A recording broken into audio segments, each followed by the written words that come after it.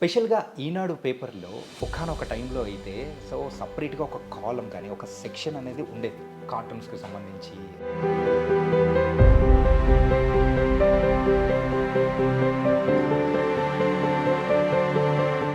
ఈనాడు ప్రయాణం అనేది 42 సంవత్సరాల క్రితం మొదలైంది. ఆ ప్రయాణం ఎలా మొదలైంది? ఏంటి? విపుల, చతుర, యాహ్! సితారలో వేస్తున్న కార్టూన్స్ చూసి రామోజీరావు గారు పిలిచారు. ఎన్టీఆర్ గారు తెలుగుదేశం పార్టీ పెట్టినప్పుడు ఓకే. ఈ యొక్క నాలెడ్జ్ అనేది కూడా ఎక్కడి నుంచి గెయిన్ చేశారు? ఎలా అనేది? కార్టూన్ ఏంటంటే అది విజువల్ ఆర్ట్. యాహ్! రెండు అంతర్జాతీయ భాషలు, ఒకటి స్మైల్, ఇంకొకటి బొమ్మ. అంజయ్య గారు ముఖ్యమంత్రిగా ఉండేవారు. ఆస్థాన గూండా పదవి ఇవ్వమని అదేశాను ఫస్ట్. మీరు ఆ రోజుల్లో అందుకున్న ద బెస్ట్ అప్రిషియేషన్ ఏంటి? ఒక ఆయన నాకు 10 రూపాయలు ఇచ్చారండి. భారతరత్న వచ్చినా అంత ఆనందం కలగదు. ఎప్పుడైతే మీ కార్టూన్స్ బ్లాక్ అండ్ వైట్ నుంచి కలర్‌కి టర్న్ అయ్యాయి, అప్పుడు ఇంకా ఆదరణ అనేది కూడా పెరిగిందా? మారుతుందండి, మారుతుంది సమాజం completely గా. మారుతుంది, మారాలి కూడా. ఇప్పుడు మనం బ్లాక్ అండ్ వైట్ సినిమాలను ఎట్లా ఆదరిస్తున్నామో కలర్ సినిమాలను కూడా అట్లాగే ఆదరిస్తున్నాం. ఆర్టిస్ట్గానైతే అందం అనేది ఏమీ లేదు. I throw all my failures and dustbin అని చెప్పి మిగతావన్నీ దాంట్లో పడేసేవాడిని. రేపటికి చూసేది కాదు. సడన్‌గా ఈనాడు నుంచి మీరైతే బయటికి రావడం, అది రిటైర్మెంటా లేకపోతే ఏంటి అది అనేది కూడా ఒక క్వశ్చన్ మార్క్ అనేది కూడా ఉంది మాకు కూడా. నేను 40 ఏళ్ళు చేశాను, కార్టూన్స్ వేసాను. Hi guys, welcome to I dream. నేను మీ చాణక్య. స్పెషల్‌గా ఈనాడు పేపర్‌లో ఒకానొక టైంలో అయితే సెపరేట్‌గా ఒక కాలమ్ కానీ, ఒక సెక్షన్ అనేది ఉండేది. కార్టూన్స్‌కి సంబంధించి అవి వస్తూ ఉంటే అంటే పేపర్ అంటే చదివే అలవాటు లేని వాళ్ళు కూడా ఆ కార్టూన్ చూసి అరే భలే ఉంది కదా అని చెప్పేసి కొన్ని న్యూస్ అనేది కూడా త్రూ కార్టూన్ అనేది కూడా మనం తెలుసుకునేవాళ్ళం. ఎస్, మరి అలాంటి కార్టూన్స్ సుమారు 42 ఇయర్స్గా మనందరికీ వేసి ఎంతగానో ఎంటర్టైన్ చేసిన మరి లెజెండరీ కార్టూనిస్ట్ శ్రీధర్ గారు ఇప్పుడు మనతో పాటున్నారు. మరి సార్తో మరి ఈ ముఖాముఖి ఎలా ఉంటుందో కూడా మరి చూద్దాం. అండ్ సార్ సడన్గా ఈనాడు పేపర్ నుంచి ఆ కార్టూన్స్ వేసే ఆ సెక్షన్ నుంచి పక్కకు తప్పుకోవడానికి గల రీజన్స్ ఏంటి అని చాలామంది కూడా ఫీల్ అయిపోయిన సందర్భాలు ఉన్నాయి. అందులో నేను కూడా ఒకటి. ఇలా బోల్డ్ అయిన విషయాలు కూడా సార్తో మాట్లాడదాం. హాయ్ సార్, నమస్తే సార్. నమస్తే అండి. సార్ ఎలా ఉన్నారు సార్? నేను బాగున్నా సార్. నిజంగా నేను నమ్మలేకపోతున్నా సార్. ఏంటంటే చిన్నప్పుడు ఎప్పుడైనా కానీ పేపర్ చూసి చదివే అలవాటు అనేది లేదు. ఫస్ట్ ఏంటంటే చిన్నపిల్లలుగా ఉన్నప్పుడు ఆ బొమ్మలు చూసి అరే ఇట్లయింది బలింది అని చెప్పేసి అట్లా మా పేరెంట్స్ మాకు అలవాటు చేశారు ఆ కార్టూన్స్ చూసి. Thank you. దాని ద్వారా అలా ఇంతవరకు వచ్చానేమో అనిపించింది. కార్టూన్స్ అనేది కూడా భలే ఉండేది. ఇది సంగతి అనే సపరేట్ ఒక సెక్షన్ అనేది కూడా మీరు వేసే కార్టూన్స్తో మేము చూసి చాలామంది కూడా ఇన్స్పైర్ అయ్యాము. చాలా బాగా అనిపించింది. ఎట్లా మొదలెడదాం సార్? ఫస్ట్ మీరు ఈనాడు ప్రయాణం అనేది 42 సంవత్సరాల క్రితం మొదలైంది. ఆ ప్రయాణం ఎలా మొదలైంది ఏంటి? 1979లో ఈనాడు కాదు, సితారా అని ఇంకో ఫిలిం మ్యాగజైన్ ఉండేది. దాంట్లో చేరాను. అది కూడా లేఅవుట్ ఆర్టిస్ట్. ఓకే. లేఅవుట్ ఆర్టిస్ట్గా చేరాను. చదువులో కొంచెం గ్యాప్ వస్తే చేరా. అక్కడి నుంచి నేను వేస్తున్న ఈ మ్యాగజైన్లో, ఆ మ్యాగజైన్ అంటే వాళ్ళ మ్యాగజైన్లోనే, ఈనాడు వాళ్ళ దాంట్లోనే విపుల, చతుర, సితారలో వేస్తున్న కార్టూన్స్ చూసి రామోజీరావు గారు పిలిచారు. పిలిచి కార్టూన్లు వేస్తావంటే స్టార్ట్ చేశాను. ఓకే. ముందు భయపడ్డాను. అప్పుడు ఏజ్ తక్కువ, వారు పెద్దవారు దగ్గరికి అయితే వారం రోజుల దాకా వెళ్ళలేదు. మళ్ళీ ఆయనే పిలిచారు. లేదా ట్రై చేయలేదా అంటే ఇగో చేశానని చూపెట్టాను. దాంట్లో 3 సెలెక్ట్ చేసుకున్నారు ఆయన.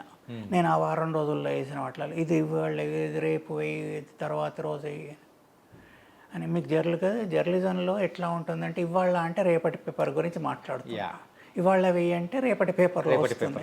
ఇవాళ అంటే మఫ్సిల్లోనేమో డిఫరెంట్గా ఉంటుంది. ఇవాళ అంటే రేపు అవుతుంది, రేపు అంటే ఇవాళ అంటే నిన్న అవుతుంది. మఫ్సిల్ విషయం అది తెలుసు, జర్నలిస్టులు అందరికీ తెలుస్తుంది. అయితే అట్లా వేసా. ఫస్ట్ కార్టూన్ మీకు చూపెడతాను, నా దగ్గర ఉంది, మీకు ఇస్తాను.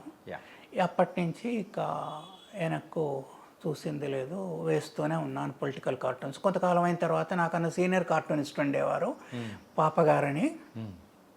ఆ పాపగారు వెళ్ళిపోయారు. ఓకే. ఆయన పెద్ద కార్టూన్స్ వేసేవాళ్ళు. 3 కాలం కార్టూన్ అంటారు, దానికి చాలా పేర్లు ఉన్నాయి. 3 కాలం కార్టూన్ అని, ఎడిటోరియల్ కార్టూన్ అని, అట్లా మెయిన్ కార్టూన్ అని, ఇట్లా రకరకాల పేర్లు ఉన్నాయి. కాలమ్స్ని బట్టి ఉంటాయి కూడా. యా. బ్యాంకాక్ పోస్ట్ అయితే 8 కాలం వేస్తుంది, అంత పెద్దది మొత్తం పేపర్ అంతా వేస్తుంది. అట్లా ఆయా పేపర్లలో వాళ్ళు వేసే సైజుని బట్టి దానికి ఆ పేరు ఉంటుంది. ఈ తెలుగు పేపర్లలోనే 3 కాలం కార్టూన్ అంటారు. ఇండియా మొత్తం 3 కాలం కార్టూన్ అనేవాళ్ళు. ఇక కాలం సైజు తర్వాత తగ్గించడం, పెంచడం ఇవన్నీ చేసిన తర్వాత 2 కాలంకు, 2.5 కాలంకు అట్లా అయింది. దానికి రకరకాల పేర్లు ఉన్నాయి. అయితే ఆ కార్టూన్లు కూడా నేనే ఆరంభించాను. అది ఎప్పుడంటే సరిగ్గా ఎన్టీఆర్ గారు తెలుగుదేశం పార్టీ పెట్టినప్పుడు. ఓకే. 82లో పెట్టారు ఆయన. 83లో జనవరిలో గెలిచారు. 82 మార్చిలో అనుకుంటా పెట్టింది బహుశా, సబ్జెక్టు కరెక్షన్. అయితే అప్పటి నుంచి మళ్ళీ తిరిగి వచ్చేదాకా వేస్తున్నాను. మధ్యలో ఈ ఆదివారం మ్యాగజైన్ ఉంది కదా, అది పూర్తి పేపర్లుగా వచ్చేవి, 4 పేజెస్ వచ్చేది. అది తీసేసి ఏం చేశారంటే మ్యాగజైన్ రూపంలో తీసుకొచ్చారు. మ్యాగజైన్ రూపంలో తీసుకొచ్చినప్పుడు ఒకటి మొత్తం పొలిటికల్ కార్టూన్లు వేసేవాడిని. ముందు 3rd పేజీలో వేసేవాడిని, తర్వాత 4th పేజ్ అయింది. తర్వాత చిన్న పిల్లవాడి బొమ్మ, అది మీకు చూపెడతాను. ఒక పిల్లవాడి బొమ్మ ఉంటుంది, ఆ పిల్లవాడి బొమ్మ కూడా వేసేవాడిని. నేను రిజైన్ చేసి వచ్చేదాకా కొనసాగుతూనే ఉంది. సార్, సండే బుక్ అనేటప్పటికి దానిలో ఫస్ట్ మేము వెతికేది ఆ 3rd పేజీలో వచ్చే ఆ బొమ్మలు. మీరు ఫుల్ పేజ్ వస్తూ ఉంటుంది. అది కూడా ఏంటంటే ఆ 1 వీక్లో జరిగిన ఏదైనా హైలైట్ ఏదైనా తెలుసుకోవాలి అనుకున్న వాళ్ళకు, so that's a perfect page అనిపించేది.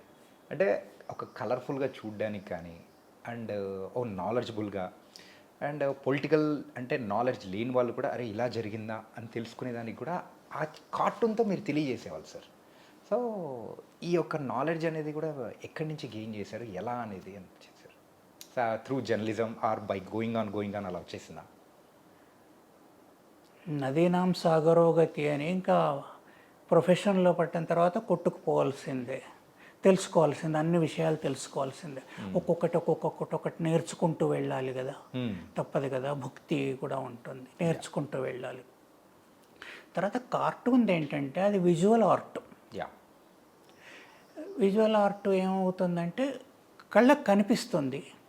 న్యూస్ పేపరు ఒక న్యూస్ ఐటము ఏదో చదవాలంటే ఇట్ టేక్స్ టైం, కొంత టైం తీసుకుంటుంది, రావాలి. ఇదేమో అట్లా కాదు, చదవకున్నా తెలుస్తుంది. మనం ఏనుగు బొమ్మ వేస్తే ఎవరికైనా అది ఏనుగే, చదువు రాని వాళ్లకు ఏనుగే, ఏనుగును చూసుంటే చాలు కదా. ఒక పాత్ర బొమ్మ వేస్తే ఆ పాత్ర ఏమిటంటే గ్లాస్ తీసుకోండి, గ్లాస్ బొమ్మ వేస్తే అది గ్లాస్ని చూసిన వాళ్ళందరికీ గ్లాస్ అని గుర్తుపెడతారు. అట్లా గుర్తుపడతారు ఒకటి. తర్వాత చూడగానే అర్థమైపోతుంది. తర్వాత బొమ్మది చెప్పాను, ఇంటర్నేషనల్ లాంగ్వేజ్, అది అంతర్జాతీయ భాష బొమ్మది. 2 అంతర్జాతీయ భాషలు, ఒకటి స్మైల్, ఇంకొకటి బొమ్మ కార్టూన్. బొమ్మ ఏదైనా ఆ బొమ్మకు సంబంధించిందే కార్టూన్ కదా, అందు గురించి. తర్వాత దీంట్లో హ్యూమర్ ఉంటుంది. 3 రసాలట, నవరసాలు అంటాం కదా, 9 రసాలు ఉంటాయి. 9 రసాలలో 3 రసాలు మనల్ని తొందరగా అట్రాక్ట్ చేస్తాయి. ఏంటంటే వీరరసం, శృంగార రసం, హాస్యరసం. ఏ సినిమా తీసుకోండి, తెలుగు, హిందీ, ఈ 3 ఉంటాయి. ఫైటింగ్లు ఉంటాయి, వీరరసం. తర్వాత లవ్, రొమాంటిక్ పాటలు అవన్నీ ఉంటాయి. తర్వాత హాస్యం ఉంటుంది, బ్రహ్మానందం గారు అలాంటి కమెడియన్స్ ఉంటారు కదా. ఈ 3తోనే జరుగుతుంది. మీరు ఎలాంటి సినిమా తీసుకోండి, అక్కడ ఒక యాక్టర్ కాకుండా ఇంకో యాక్టర్ ఉండొచ్చు అంతే. కానీ ఇదే కథలు కూడా మొత్తం 7 ఉంటాయట కథలు. ప్రపంచం మొత్తం కథలు 7. వాటిని అటు తిప్పి ఇటు తిప్పి రాస్తారు, వీళ్ళ చాతుర్యం అది. అట్లా ఈ 3 రసాలు అట్రాక్ట్ చేస్తున్నాయి. ఈ 3 హాస్యరసం ఒకటి, అది దీంట్లో ఉంటుంది, అది కార్టూన్లో ఉంటుంది, కాబట్టి ఇష్టపడతారు. సార్, మీరు ఫస్ట్ గీసిన బొమ్మ కూడా మీరు చూపించినది చాలా బాగుంది సార్. అదొకసారి నేను అంటే మీరు నాకు ఇచ్చారా, అది నేను నిజంగా ఎంత మెమరబుల్ అంటే నిజంగా ఫస్ట్ది ఎప్పటికీ మెమరబులే కదా సార్. అవునవును. ఈ కాలం స్టార్ట్ చేసిన తర్వాత నాకు అది ఎవరో గిఫ్ట్ ఇచ్చారండి. భలే ఉంది సార్. అంటే ఇప్పుడు దీని వెనకాల ఉన్న స్టోరీ ఏదైనా కొంచెం చెప్తారా సార్? అంజయ్య గారు ముఖ్యమంత్రిగా ఉండేవారు, మ్మ్.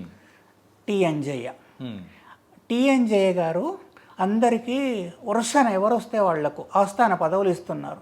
ఆస్థాన కవి, ఆస్థాన రచయిత, ఆస్థాన చిత్రకారుడు, ఆస్థాన నృత్యకారులు, వీళ్ళు అట్లా అన్నీ ఇస్తున్నారు. ఇస్తుంటే నాకెందుకు ఇవ్వకూడదు అని చెప్పి ఒక గూండా వచ్చి అడుగుతున్నాడు, ఏది ఆస్థాన గూండా పదవి ఇవ్వమని. అదేశాను ఫస్ట్. అప్పట్లో అప్పటి పాలిటిక్స్, అంజయ్ మీద ఉన్న పర్సెప్షను దీంతోనే ఏమైందంటే బాగా పేలింది. ఇది ఫస్ట్ కార్టూనే బాగా పేలింది. ఓకే. దాంతోనే ఇంకా అప్పటి నుంచి వేస్తున్నాను. ఇది నా మొదటి కార్టూను. మిత్రులు ఎవరో నాకు ఫ్రేమ్ చేయించి ఇచ్చారు. అది కూడా ఆగస్ట్ 22వ తారీఖు, ఆగస్ట్ 81లో. ఆగస్ట్ 21 నుంచి ఆరంభించాను నేను. 81లో ఆరంభించి 22న వస్తుంది కదా, పబ్లిష్ అవుతుంది. మన లాంగ్వేజ్లో అయితే 1 డే. అవును అట్లా. ఫస్ట్ కార్టూన్ అనేది వేసిన తర్వాత మంచి అప్రిసియేషన్ అనేది వచ్చింది. సో మీరు ఆ రోజుల్లో అందుకున్న, అదే రామోజీరావు గారి దగ్గర నుంచి అందుకున్న ద బెస్ట్ అప్రిసియేషన్ ఏంటి? అంటే ఆయన బాగాలేదనుకోవడం అప్రిసియేషన్. ఓకే. ఫోటో చూశారు కదా ఎంత ఇష్టపడేవారు, దానివల్లే వస్తుంది. బయట నుంచి వచ్చింది ఆనందంగా కూడా ఉంటుంది. ఏ అవార్డ్స్ దానికి సమానం కావు. పబ్లిక్, పెద్దవాళ్ళు. ఒక ఆయన నాకు 10 రూపాయలు ఇచ్చారండి. ఓకే. ఇవాళ కార్టూన్ చాలా బాగుంది, నేను ఏమి ఇవ్వలేను అని 10 రూపాయలు ఇచ్చారు. ఆ 10 రూపాయలు అంతా నాకు ఇప్పుడు భారతరత్న వచ్చినా అంత ఆనందం కలగదు కదా. ఆ 10 రూపాయలు అదే డేట్న నా డైరీలో పేస్ట్ చేశా. వారి పేరు కూడా రాసి 10 రూపాయలు ఇచ్చి వెళ్ళారు. అట్లాగే రావురి భారద్వాజ గారు కూడా 10 రూపాయలు ఇచ్చారు. ఓకే. ఆయన జేబులో ఎంత ఉంటే అంత తీసిచ్చారు. 10 రూపాయల కాగితం ఉంది, అది తీసిచ్చారు. అది కూడా డైరీలో పేస్ట్ చేశా. అప్పటి డైరీలు తీస్తే ఉంటుంది అది. అంటే చాలా కాలం, 40 ఏళ్ల కింది కదా. మెమరబుల్గా మీరైతే డైరీలో అక్కడే పెట్టా, అక్కడే పేస్ట్ చేశా. సార్, ఇలా పొలిటికల్ సెటరికల్ కార్టూన్స్ అనేది కూడా మీరు వేస్తూ వచ్చారు. సో ఇలా మీ త్రూఅవుట్ కెరియర్లో ఎప్పుడైనా కానీ అవతల మీరు వేసిన కార్టూన్స్ పొలిటికల్ పార్టీస్కి కానీ లేకపోతే వాళ్ళ అభిమానులకు కానీ సో ఇబ్బంది పడే సందర్భాలు కానీ మీ మీద రిటర్న్లో సో మీకు ఏమన్నా అలా ఏమన్నా వచ్చాయా? వస్తాయండి, తప్పకుండా వస్తాయి. వీధిలో నిలబడ్డప్పుడు సంథింగ్ ఇట్లా టైప్లో వీధిలో నిలబడ్డప్పుడు తప్పకుండా వస్తాయి. తర్వాత కొందరికి కార్టూన్లు ఇష్టం ఉంటుంది, కొందరికి కార్టూన్లు అస్సలు ఇష్టం ఉండదు. కొందరేమో నా మీద కూడా వేయండి, నన్ను కూడా కార్టూన్లో చూపెట్టండి, ఎందుకంటే అందరు చూస్తారు కదా. అది 99% పీపుల్ కార్టూన్లు చూస్తారు కనుక ఏం చేస్తారంటే నా కార్టూన్ కూడా ఏమని అడిగిన వాళ్ళు కూడా ఉన్నారు, పేర్లు చెప్పను. అట్లాగే కోపగించుకున్న వాళ్ళు డైరెక్ట్గా ఆఫీస్కి వచ్చి నిన్ను 3 నిమిషాల్లో తీసేయిస్తాను అన్న పెద్ద మనుషులు కూడా ఉన్నారు. ఓకే. తీసేయించి అయితే ఇక్కడికి ఎందుకు రావడం, అక్కడనే తీసేయించండి. నేను అప్పుడు చిన్నవాడిని కాబట్టి ఈ దుడుకుగా మాట్లాడతాం కదా కొంచెం, అట్లా తీసేయండి మరి అన్నాను. ఇప్పుడైతే అనేవాడిని కాదు, సారీ సార్ అని చెప్పేవాడిని. కానీ అప్పుడు దుడుకుగా అయితే తీసేయండి అన్న. తీసేయండి, ఇక్కడి దాకా రావడం ఎందుకు అని అడిగా. అయితే అట్లా అనేవాళ్ళు. కేసులు వచ్చాయి, కేసులు వచ్చాయి, అసెంబ్లీకి పిలవడం. ఒకసారి నాదెళ్ల భాస్కర్ రావు టైం అది 1984. అప్పుడు సుల్తాన్ సలావుద్దీన్ ఓవైసీ స్పీకర్గా ఉన్నారు. ఓకే. స్పీకర్ పైన కార్టూన్స్ వేయకూడదు, అది నాకు తెలుసు, అప్పుడు తెలుసు, ఇప్పుడు తెలుసు. ఇప్పుడు some of them are more equal అంటారు కదా, all are equal, some of them are more equal అంటారు. ఇప్పుడు ప్రెసిడెంట్ ఆఫ్ ఇండియా ఉన్నారు, సుప్రీంకోర్టు జడ్జెస్ ఉంటారు కదా, చీఫ్ జస్టిస్ అట్లాంటిది.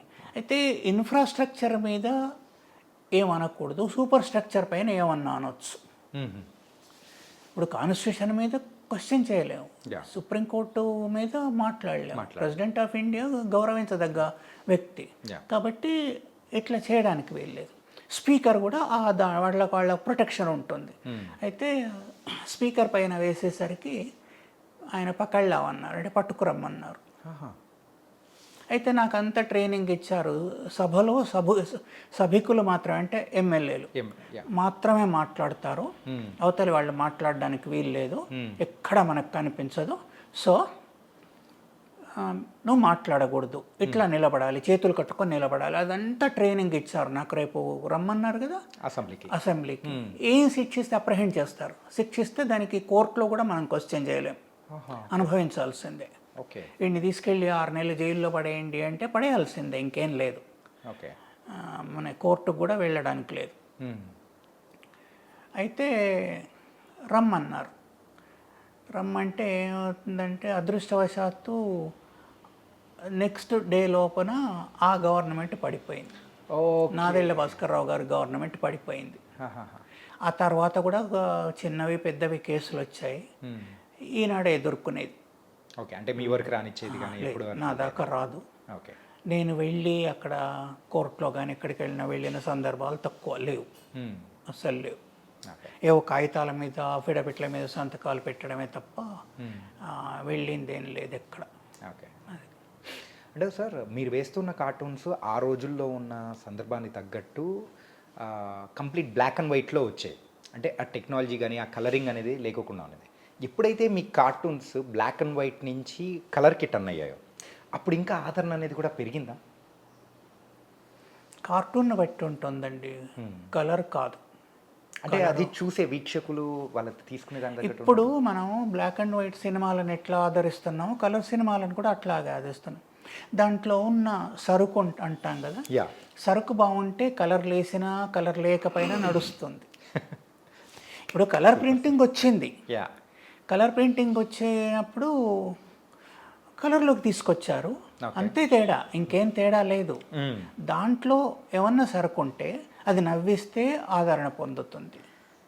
ఇప్పుడు మన గాయకులు కానీ రైటర్స్ కానీ వీళ్ళంతా అందంగా ఉండాలనే ఉంది.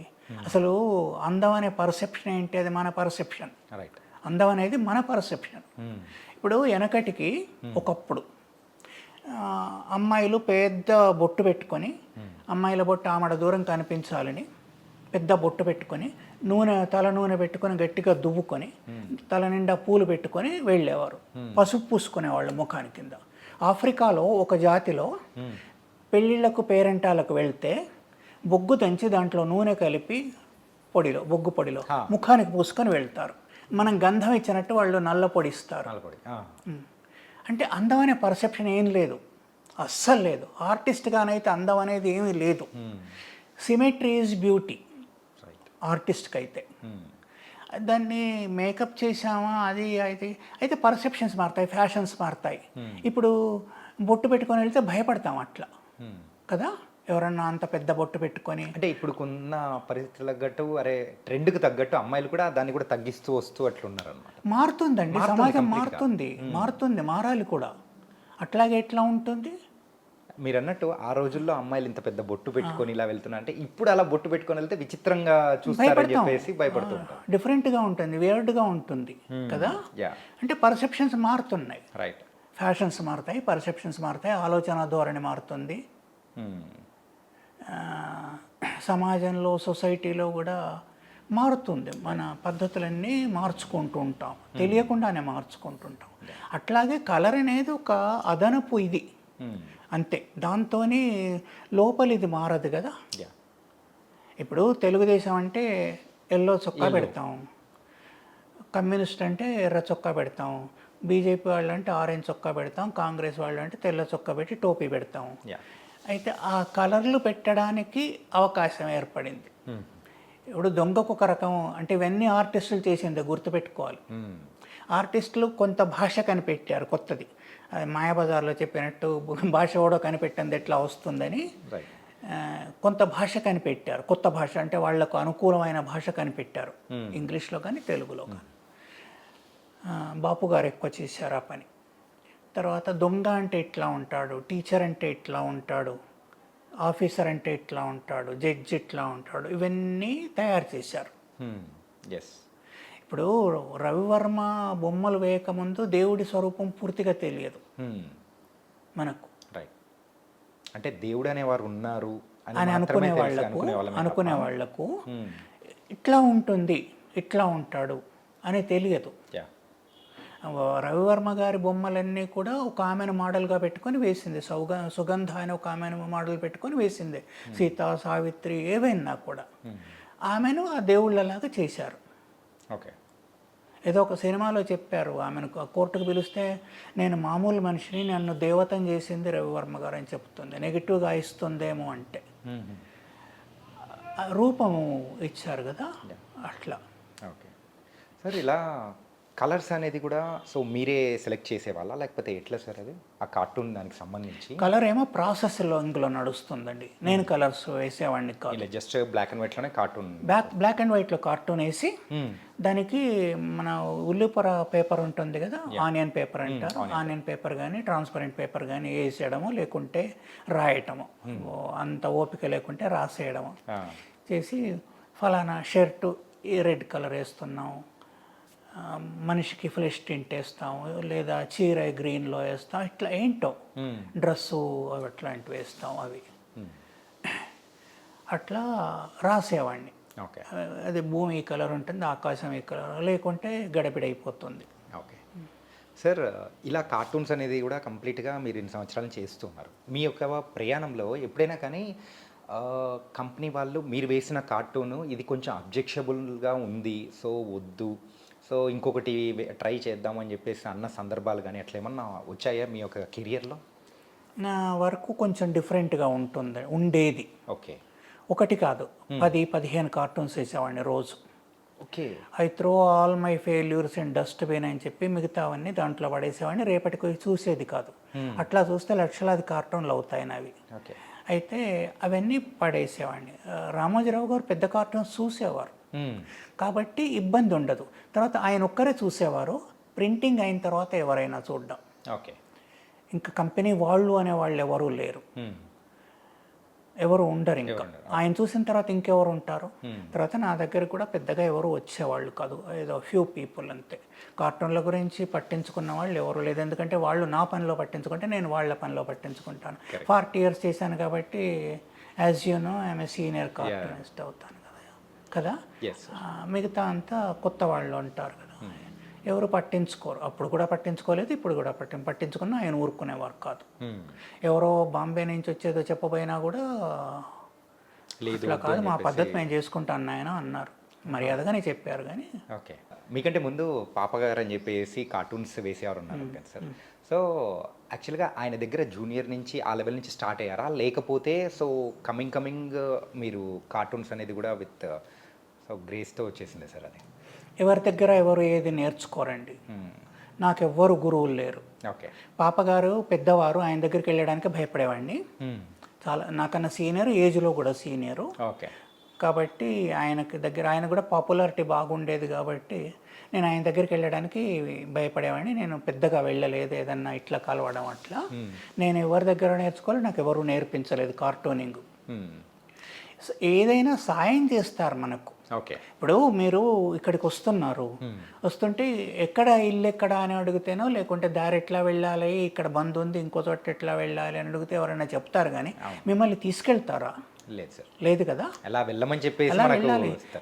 చెట్టు ఎక్కుతున్నారు, ఏదన్నా చెట్టు, చింత చెట్టు కానివ్వండి, తాటి చెట్టు కానివ్వండి, అంతదాకా మనిషి పైకి రాగలడా మిమ్మల్ని తీసుకొని? లేదు కదా. ఎట్లా ఎక్కాలో నేర్పించవచ్చు ఎవరన్నా. అంత దారిలో ఉండేవాళ్ళు, దారిలో ఉంటారు అంతే, ఉండొచ్చు, కానీ నేర్పించరు. మీరు ఇక్కడ దాకా ఎట్లా వచ్చారు? మన లోపల ఒక జీలు ఉంటుందండి, ఒక బర్నింగ్ ఉంటుంది, మంట ఉంటుంది. ఆ మంట మనల్ని అక్కడికి తోస్తుంది. కొందరు ఫెయిల్ అవ్వచ్చు, అదేది స్వర్గారోహణప్పుడు భీముడు, ద్రౌపది వీళ్ళంతా కిందనే పడిపోయినట్టుగా కొందరు పడిపోవచ్చు, అవకాశాలు రాకపోవడమో, లేకుంటే కావలసినంత ఇది దొరకకపోవడము, వాళ్ళల్లో శక్తి లేకపోవడము, ఏదన్నా జరగవచ్చు. కానీ అక్కడికి చేరుతారు. ధర్మరాజులాగా మీరు చేరారు. ఎక్కడన్నా చేరాలనుకుంటే అక్కడికి చేరుతారు. అయితే నేను చేరదాం అనుకున్నది కార్టూనిస్ట్ అవుదాం అనుకోలేదు, కాదు అది. ఇప్పుడు కూడా కార్టూనిస్ట్ పూర్తి స్థాయిలో నేను కాదు. I'm not an artist, I'm not a cartoonist. అది చేశానది కాబట్టి అట్లా ఉంటుంది. నేను ఒక ఇంజనీర్ అవుదాం అనుకున్నానండి. ఓకే. ఇంజనీర్ అన్నయ్యలు వీళ్ళంతా చదువుతున్నారు, పిహెచ్డీలు చేస్తున్నారు. నేను అకాడమిక్ దీంట్లో ఉన్నాం మేమంతా. అయ్యా.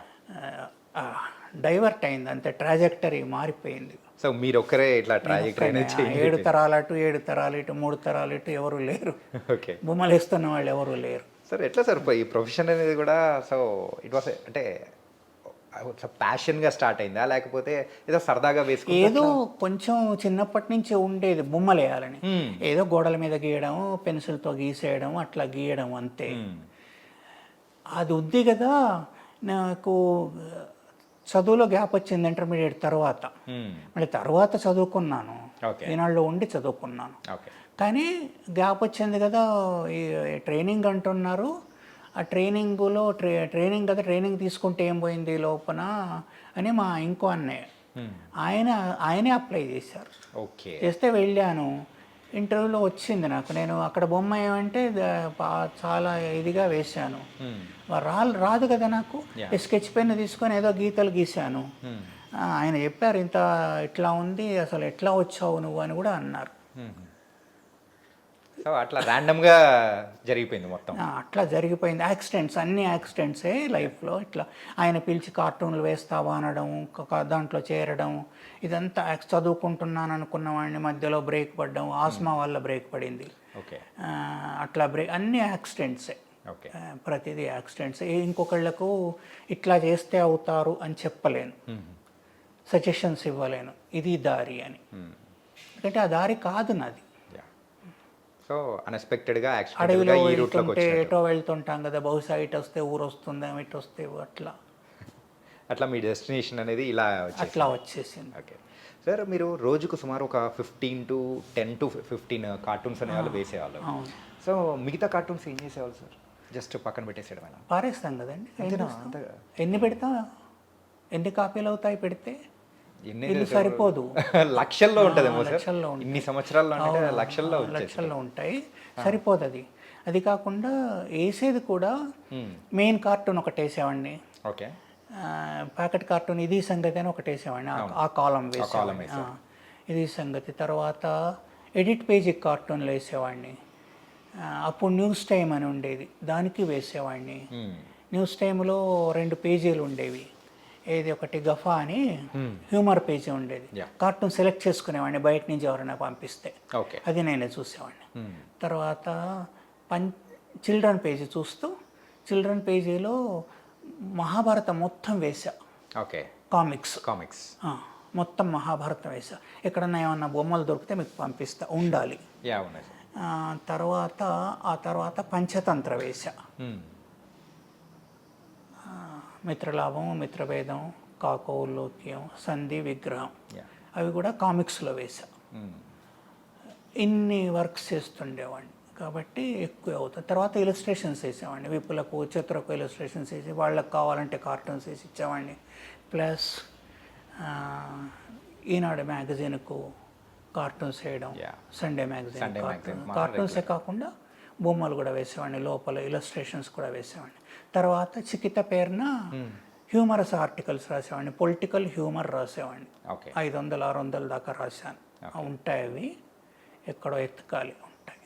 సార్ కంప్లీట్గా ఇప్పుడు సండే బుక్ వచ్చేది కదా, ఆ సండే బుక్ అనేది కూడా ఎప్పటి నుంచి స్టార్ట్ చేశారు యూజువల్గా? అంటే ఫస్ట్ నుంచేనా అది కూడా, లేకపోతే లేదు, ముందు 4 పేజీలు పుల్అవుట్ వచ్చేది పెద్దది. దాన్ని ఏం చేశారంటే తీసి సండే మ్యాగజైన్ 16 పేజెస్ 24 పేజెస్ వేశారు ముందు. నాకు గుర్తున్నంత వరకు 1988లో వచ్చింది. అప్పటి నుంచి కలర్ ప్రింటింగ్ అంతకుముందే ఉంది, ఇది కూడా కలర్ తీసుకొని వేశారు. అప్పటి నుంచి కార్టూన్స్ వేస్తున్నా దాంట్లో. ఒక పేజీ మొత్తం ఆ వారంలో జరిగిన రాజకీయ ఇన్సిడెంట్స్ అన్నీ తీసుకొని వేసేవాడిని. త్రూఅవుట్ మీ కెరియర్లో ఎంతమంది ప్రైమ్ మినిస్టర్స్, ఎంతమంది చీఫ్ మినిస్టర్స్ ఒక బొమ్మలు వేసింటారు? ఇందిరాగాంధీ నుంచి వేస్తున్నాను, ఇందిరాగాంధీ గారి దగ్గర నుంచి మోదీ దాకా వేశాను. లెక్క తెలుస్తుంది, 10 దాటుతారు. ఎందుకంటే విపి సింగ్ తర్వాత 2 మారిపోయారు, ఆ తర్వాత జనతా పార్టీ వాళ్ళు ఇట్లా మారిపోయారు. నేను కార్టూన్స్ అంజయ్ కాలంలో స్టార్ట్ చేశా, ఆ తర్వాత ఎందరు ముఖ్యమంత్రులు అయ్యారు, అవి లెక్క పెట్టుకుంటే చాలామంది ఇక మొత్తం దేశాన్ని తీసుకున్నట్టయితే చాలామంది ముఖ్యమంత్రులు ఉంటారు కదా, కాశ్మీర్ నుంచి కేరళ దాకా యా. చాలామంది, వాళ్ళందరిపైన దాదాపుగా వేశాను. కాబట్టి 10 మంది ప్రైమ్ మినిస్టర్ల పైన వేశాను. సో వీళ్ళదే కాకుండా ఏదైనా కానీ ఆ రోజు ఒక for example India world cup గెలిచింది అనుకున్నాం అనుకో, దానికి సంబంధించిన ఒక త్రీ కాలంది ఒక పెద్ద కార్టూన్ అనేది కూడా వచ్చేది. ఇంకా ఎన్ని బాగా గుర్తున్నాయి సార్. అంటే ఇప్పుడు ఎవరైతే ఇప్పుడున్న వాళ్ళు చిన్న చిన్న కిడ్స్కి ఎవరికైనా తెలియదేమో కానీ ఆ రోజుల్లో పేపర్ బాగా చూసే అలవాటు ఉన్న వాళ్ళకి మాత్రం ఖచ్చితంగా ఇది మాత్రం ఆ కార్టూన్స్ బాగా గుర్తుంటాయి. థ్యాంక్స్ అండి. సార్ సార్ యాక్చువల్గా మీ కెరియర్లో యూజువల్గా హైలైట్ అంటే మీకు బాగా గుర్తుండిపోయిన మూమెంట్స్ కానీ ఏదైనా అట్లా ఏమన్నా ఉందా? మూమెంట్స్ ఉంటాయండి, చాలా ఉంటాయి. కార్టూన్ల విషయంలోనే. యా. ఎందుకంటే అప్పుడు అదే ప్రపంచంగా ఉండింది, నాకు మరో ప్రపంచం లేదు. ఎవరైనా అంతే, దాంట్లోనే పడి చేస్తే అవుతుంది, అన్నీ పెట్టుకుంటే కాదు, 10 పనులు చేస్తామంటే కాదు. అయితే రకరకాల ఇవి కార్టూన్లు వేసినప్పుడు ఒకసారి చేజారిన అవకాశం మళ్ళీ ఎప్పుడు జీవితంలో రాదనడానికి ఒకటి చెప్తాను. Yeah please sir. Nadella Bhaskar Rao కాలం అండి అది. ఆయన 1 నెల రోజులు సీఎంగా ఉన్నారు, ఎమ్మెల్యేల కోసం ఇది చేస్తున్నారు. ఎన్టీఆర్ ఏం చేశారంటే తన దగ్గర ఉన్న ఎమ్మెల్యేలందరినీ తీసుకొని, ఇక్కడ ఉంటే మళ్ళీ వెళ్ళిపోతారేమో, ఎవరన్నా వెళ్ళిపోతారు, ఫోన్లు చేసి మాట్లాడుకోవచ్చు, అట్లాంటివన్నీ జరుగుతుంటాయి కదా.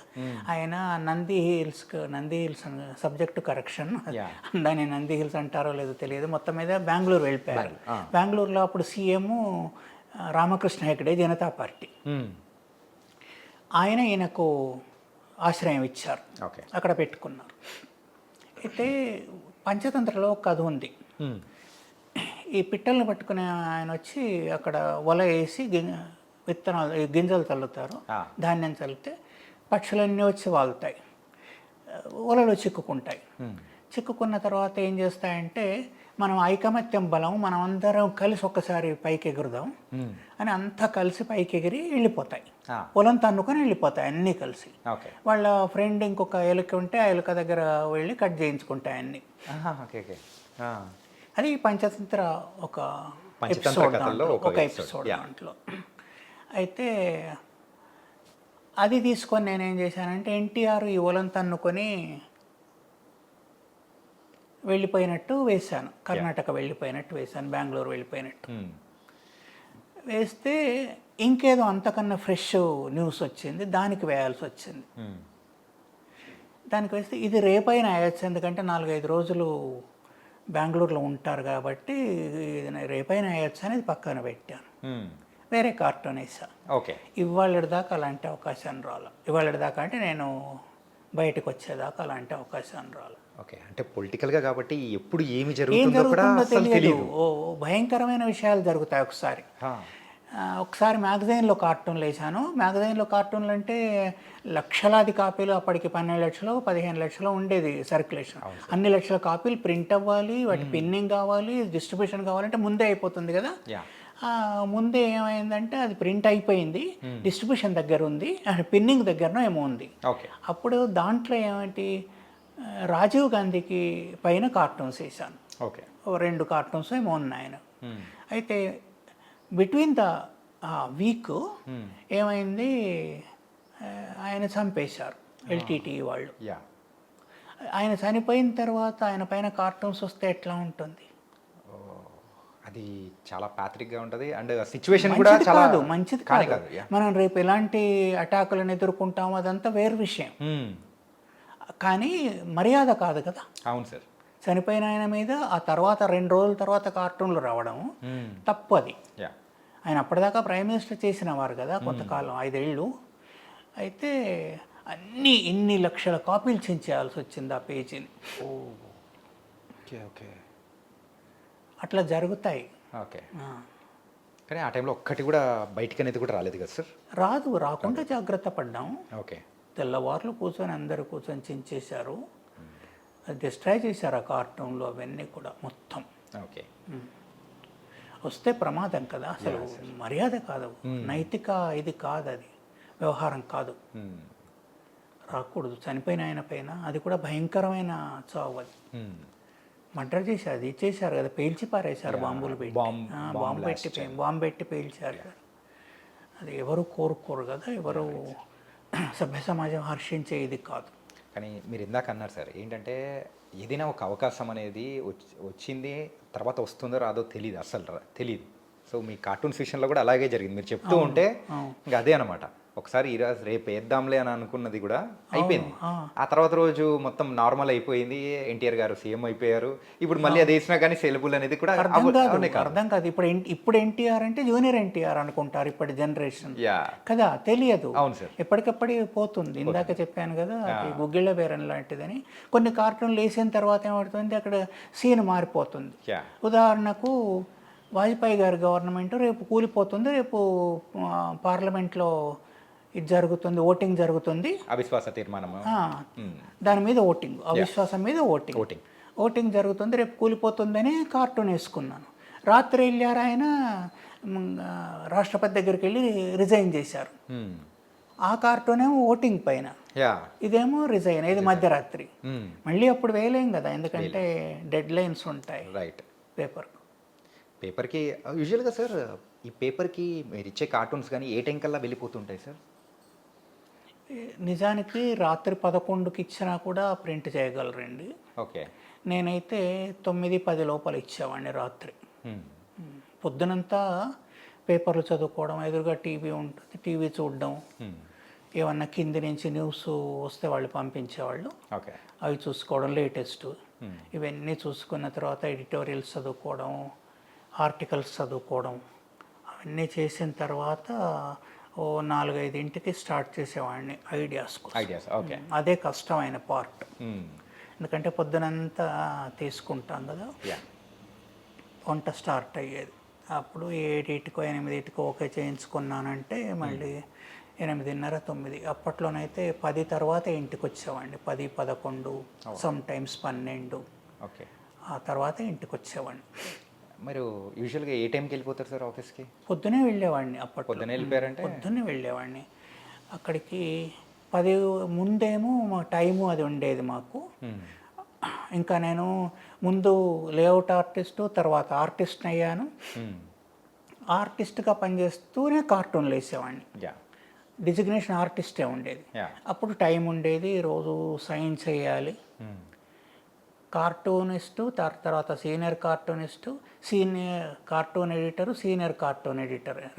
రిజైన్ చేసేనాటికి సీనియర్ కార్టూన్ ఎడిటర్. అప్పుడు ఈ టైము ఇదంతా ఉండదు కదా, సైన్ చేయాలి అదంతా ఉండదు. ఎప్పుడన్నా వస్తే టైం ఆఫీస్ నుంచి ఎవరన్నా వచ్చి సిగ్నేచర్స్ తీసుకొని వెళ్ళిపోతారు అవసరానికి. అది సీనియారిటీ వస్తుంటే వచ్చే. అప్పుడు పెద్దగా పట్టించుకోలేదు లాస్ట్లో.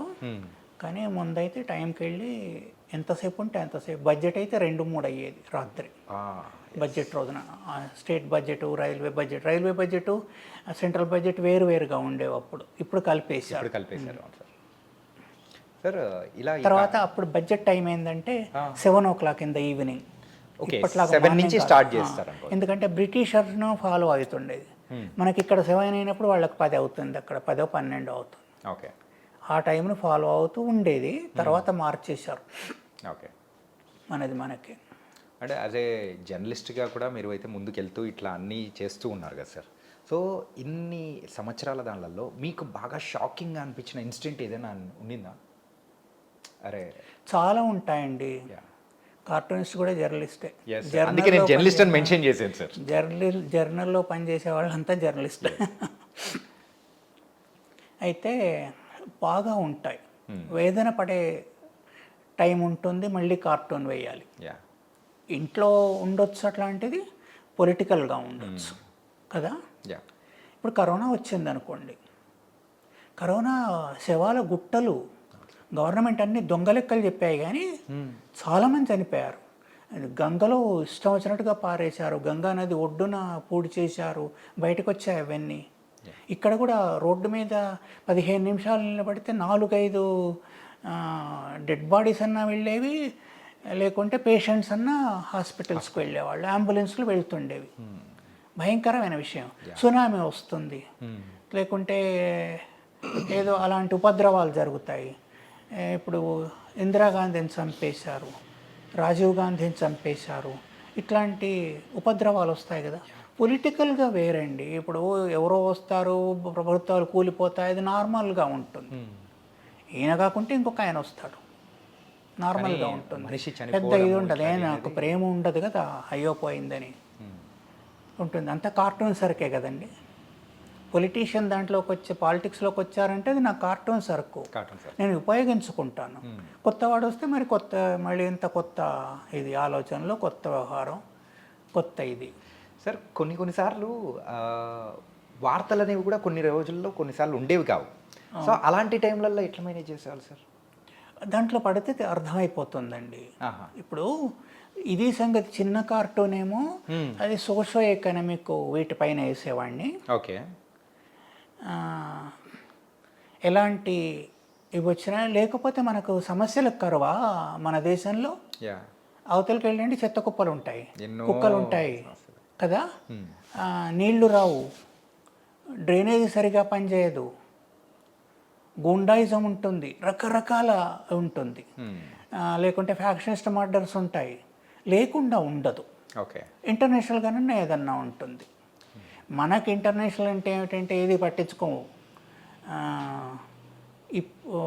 అమెరికా, అప్పట్లోనైతే రష్యాను కూడా గురించి పట్టించుకునే వాళ్ళు, పాకిస్తాన్, ఈ మూడే మనకి ఇంటర్నేషనల్ అంటే అప్పట్లో ఉండేది మామూలు పబ్లిక్ జనాలకి. అయితే అట్లా కాదు కదా, రకరకాల సబ్జెక్ట్స్ వస్తుంటాయి, ఎత్తుక్కోవాలి. ఎత్తుక్కుంటే ఏ రోజైనా దొరుకుతాయి, లేకుంటే సాధారణమైన సమస్యలు ఉంటాయండి. సాధారణమైన సమస్యలు ఉంటాయి.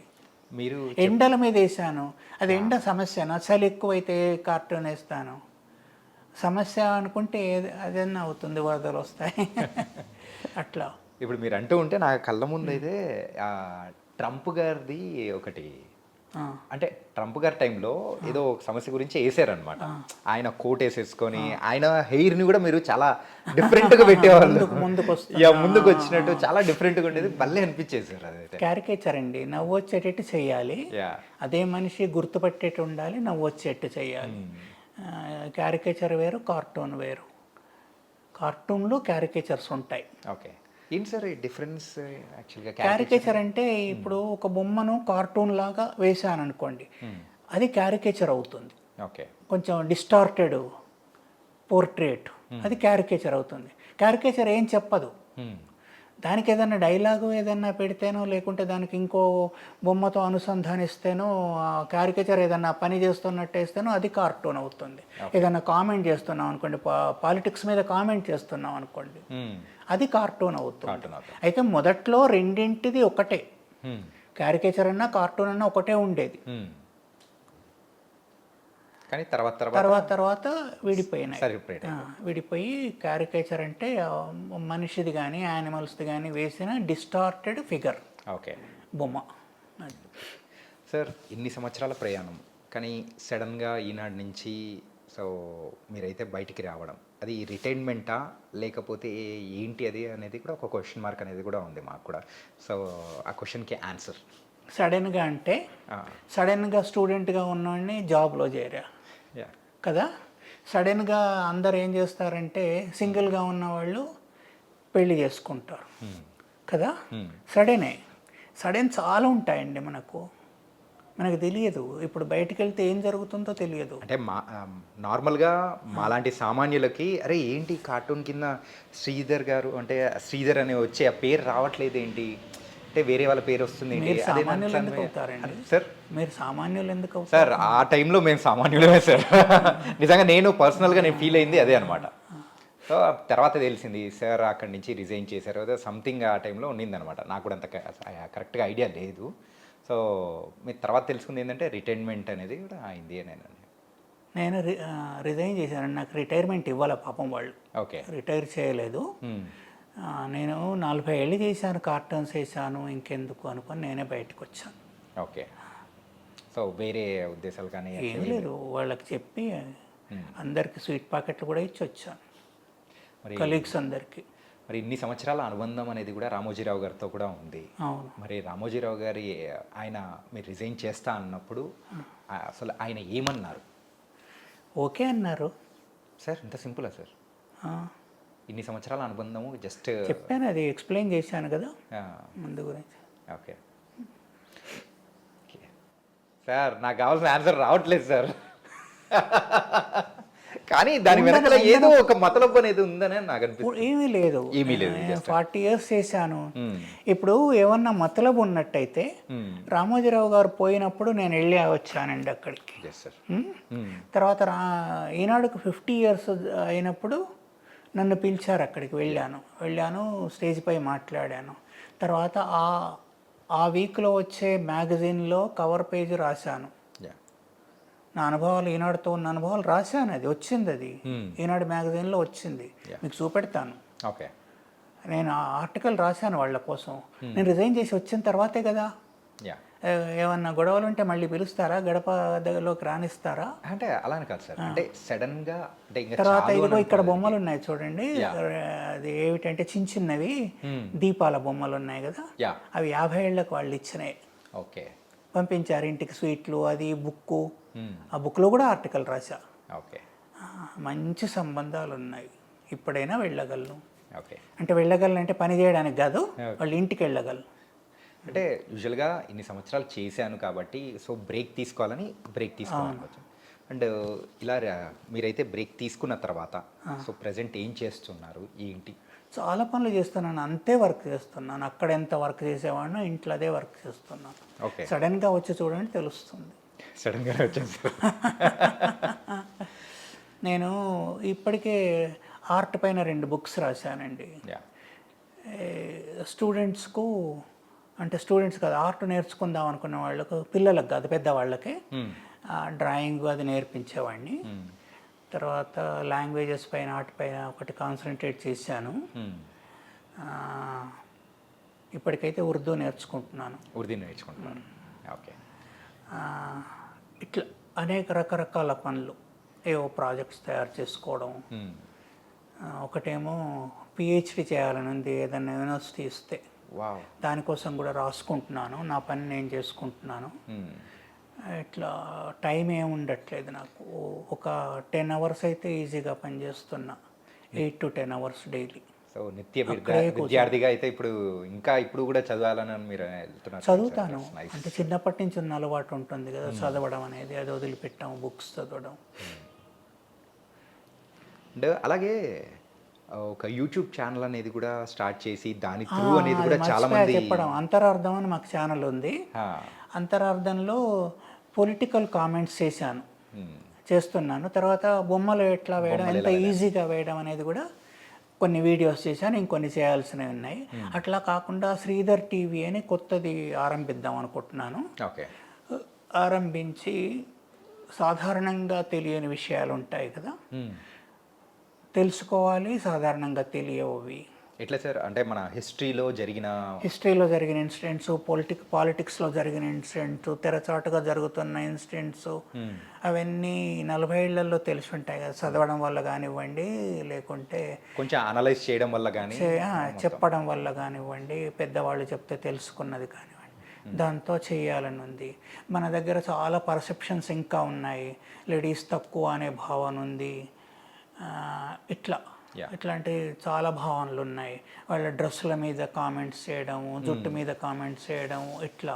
నేను ఇందాక చెప్పిందేమో ఫ్యాషన్స్ గురించి చెప్పాను, అమ్మాయిలను కామెంట్ చేయడానికి బాడీ షేమింగ్ కోసం చెప్పింది కాదు. అట్లాగే ఆఫ్రికన్ ఇది కూడా చెప్పాను నేను. ఏంటంటే అది వాళ్ళ ఆ ట్రైబ్కి సంబంధించిన విషయాలు చెప్పాను అంతే, కానీ తక్కువ చేయడానికి కాదు, ఆ ఉద్దేశమే రాదు మనసులోకి. అయితే అలాంటి వాటి మీద కొంచెం ఎన్లైటన్ చేయడానికి ఏమన్నా చేయగలనేమో, నేనెవరిని ఎన్లైటన్ చేయడానికి, కానీ మాట్లాడుతుంటే ఇట్లా అర్థం చేసుకోవడానికి అవకాశం ఉంటుంది కదా, అట్లా. సార్ మీరు వేసిన బొమ్మల్లో మాకు బాగా ఇష్టమైన బొమ్మలు ఏదైనా చెప్పుకోవాలంటే చంద్రబాబు నాయుడు గారిది, సోనియా గాంధీ గారిది. సో ఇలా అంటే ఆ పొలిటికల్ సెటరికల్గా వేసే ఆ కార్టూన్స్ అనేది కూడా వాళ్ళది ఎక్కువగా వచ్చే, ఆ టైంలో ఆ న్యూస్ అనేది ఎక్కువగా ఉండింది కాబట్టి సో వాళ్ళ కార్టూన్స్ అనేది కూడా మీరు ఏ స్టైల్లో వేస్తున్నారు అనేది కూడా మాకు గుర్తుండిపోయింది. అలాగా క్యారికేచర్ డిఫరెంట్ అండి, అది ఏదో ఒకటి ఉంటుంది ప్రతి మనిషి ముఖంలో, ఏదో ఒక లక్షణం అవలక్షణం ఉంటుంది. దాన్ని పట్టుకుంటే చాలు. ఓకే. ఆ, వాళ్ళు కూర్చుంటే అట్లాగే కూర్చుంటారు. బాల్ ఠాకరే కార్టూనిస్ట్, శివసేన పెట్టిన ఆయన ఎస్ సార్. కార్టూనిస్ట్. ఆయన పొలిటీషియన్స్ వేస్తే ఆ పొలిటీషియన్ అట్లాగే కూర్చునేవాడు సహజంగా కూడా. అంత స్టడీ ఉండేది ఆయనకు. వాళ్ళు మాట్లాడితే ఎట్లా మాట్లాడతారు, చేతులు కదిలిస్తూ మాట్లాడతారు, కొందరు ఎక్కువ మంది కదిలిస్తారు, తలకాయ తిప్పుతుంటారు, అవన్నీ పట్టుకునేవారు ఆయన. ఓకే. అంత పర్ఫెక్ట్గా ఎవరు ఎట్లా కూర్చుంటారని. ఇప్పుడు మనం ఇంతమంది ఉన్నాం కదా, ఒకళ్ళు ఒక రకంగా కూర్చోలేరు. ఒకే పని చేస్తున్న క్లాస్లో కూడా అందరూ ఒక్కో రకంగా కూర్చోరు. ఓకే. అవి పట్టుకోవాలి. తర్వాత వస్త్రధారణ, ఆహార్యం ఎట్లా ఉంది అనేది పట్టుకోవాలి. తర్వాత వాళ్ళ ముఖ కవళికలు, నవ్వుతే ఎట్లా ఉంటుంది, ఎట్లా కంప్లీట్ దానికి సంబంధించి మొత్తం అనలైజ్ చేసేసి దాని తగ్గట్టు చేసుకోవాలి. తర్వాత బాగా ప్రాక్టీస్ చేయాలి. ప్రతి ముఖాన్ని బాగా ప్రాక్టీస్ చేయాలి. నేనైతే ఎన్టీఆర్ గారిని 1000 టైమ్స్ ప్రాక్టీస్ చేసి ఉంటాను. అవన్నీ కొంతకాలం దాచిపెట్టాను, మళ్ళీ ఎందుకు పనికి వస్తాయని. వేసింది వేయడం చేసింది చేయడం. ఇప్పుడు యానిమేషన్ వాళ్ళు వేస్తారు కదా, వేసిందే వేయడం, అదేమో అవసరం వస్తుంది వాళ్ళకు. దీనికి అట్లా కాకుండా కరెక్ట్గా రావాలి. ఎట్లా నవ్వుతే ఎట్లా నవ్వుతారు, కోపం వస్తే ఎట్లా. మనకి ఎక్కడ దొరుకుతాయి ఫొటోస్? దొరకవు కదా. ఎన్టీఆర్ కోపంగా ఉన్న ఫోటో దొరకాలంటే ఇప్పటికిప్పుడు దొరకదు. లైబ్రరీలో కొన్ని పెడతారు, వీడియోలోంచి కొన్ని చూస్తాం. చాలా రేర్ సందర్భంలోనే అట్లాంటి క్యాప్చర్ చేసి దొరుకుతాయి, ఎప్పుడో దొరుకుతాయి. వాటిని ప్రాక్టీస్ చేసి మళ్ళీ రేపంటే కుదరదు, అప్పుడే ప్రాక్టీస్ చేసుకోవాలి. అట్లా చేస్తుంటే కరెక్ట్ క్యారికేచర్ దిగుతుంది. కళ్ళు మూసుకొని వేయగలిగేవాడిని. ఇప్పుడు వేయగలనో లేదో తెలియదు కానీ ఎన్టీఆర్ బొమ్మ కళ్ళు మూసుకొని వేయగలిగేవాడిని. ఓకే. ఎవరో డెమాన్స్ట్రేషన్ కోసం అడిగినా చేశాను నేను. కళ్ళు మూసుకొని పర్ఫెక్ట్గా ఎన్టీఆర్ బొమ్మ వేసాను. అంటే అట్లా చేస్తూ వెళ్తే వస్తుంది, లేకుంటే రాదు. అన్ని సంవత్సరాలు అలా అంటే మీరు సుమారు 1000+ టైమ్స్ ప్రాక్టీస్ చేశారు కాబట్టి కళ్ళు మూసుకొనైనా కానీ వేయగలుగుతున్నారు సార్. బ్రూస్లీ ఒకటి చెప్పారండి, మా ఫ్రెండ్ చెప్పారండి, ఒకేసారి ప్రాక్టీస్ చేసి 1000 పంచెస్ ఇస్తే వాడికి నేనేం భయపడను, 1000 టైమ్స్ ప్రాక్టీస్ చేసి ఒక్క పంచ్ ఇస్తే వాడికి భయపడతాను నేను అన్నాడట Bruce Lee. Practice makes man's perfect. Practice చేస్తాను. సొసైటీని కూడా చదువుతూ ఉండాలి, బాగా చూస్తూ ఉండాలి. అబ్జర్వేషన్ అనేది ఎక్కడ కార్టూన్ దొరుకుతుందో తెలియదు మనకు. ఎన్టీఆర్, ఇది చాలాసార్లు చెప్పాను, ఎన్టీఆర్ తాను తిట్టుకునే లక్షణం ఉండేది ఆయనకు. అందరేమో ఆపోజిషన్ వాళ్ళని తిడతారు కదా, ఎన్టీఆర్ తను తిట్టుకునేది ఉండాలి. ఇది ఎక్కువ అనిపిస్తే కట్ చేసేయండి, ఎందుకంటే ఇదివరకు చాలాసార్లు చెప్పాను. తను తిట్టుకుంటే దాని మీద కార్టూన్ రావట్లేదు. ఎదుటివాడిని విమర్శించే వాటి మీద కార్టూన్లు వేయడం అలవాటు ఉంది. తను తిట్టుకునే వాళ్ళ మీద ఏమేస్తాం, ఏమేయాలని. అప్పుడు నేను బస్సులో కమ్యూట్ చేసేవాడిని, ఆఫీస్కి వెళ్ళి బస్సులో వచ్చేవాడిని. సో వెళ్తుంటే ఇట్లా కొట్టుకుని భిక్షం అడుక్కునే దొరుకుతుంటారు కదా, ఆయన్ని చూసి బస్సు దిగిపోయి స్కెచ్ చేసుకున్నా. అదే స్కెచ్ ఎన్టీఆర్కి పెట్టా. ఎన్టీఆర్ ఆ పొట్ట ఇట్టా పెట్టి అదే ఎన్టీఆర్కి పెట్టా. తను కొట్టుకుంటున్నాడు. అది కూడా పాలిటిక్స్ అని చెప్పడానికి అక్కడ భిక్షాపాత్ర అదంతా పెట్టాను. అంటే ఇట్లా వెళ్తున్నప్పుడు గమనిస్తుంటే, వెళ్తున్నప్పుడు కానీ ఇంట్లో ఉన్నప్పుడు కానీ చదువుతున్నప్పుడు కానీ ఎప్పుడు గమనిస్తుంటే ఐడియాస్ వస్తాయి. సార్, ఎవరైనా అంటే మీరు వేసిన కార్టూన్ ఎవరైనా కానీ పొలిటికల్ పార్టీ లీడర్ కానీ ఎవరైనా చూసి సో మీతో సరదాగా సంభాషణ అనేది కూడా ఎప్పుడైనా జరిగిందా? వాళ్ళు కొందరికి ఇష్టం ఉండదండి, కొందరికి ఇష్టం ఉండదు. కార్టూన్లో తన ఫేస్ చూసుకోవడం కొందరికి ఇష్టం ఉండదు. డిస్టార్టెడ్ కొందరు చాలా ఇష్టపడతారు.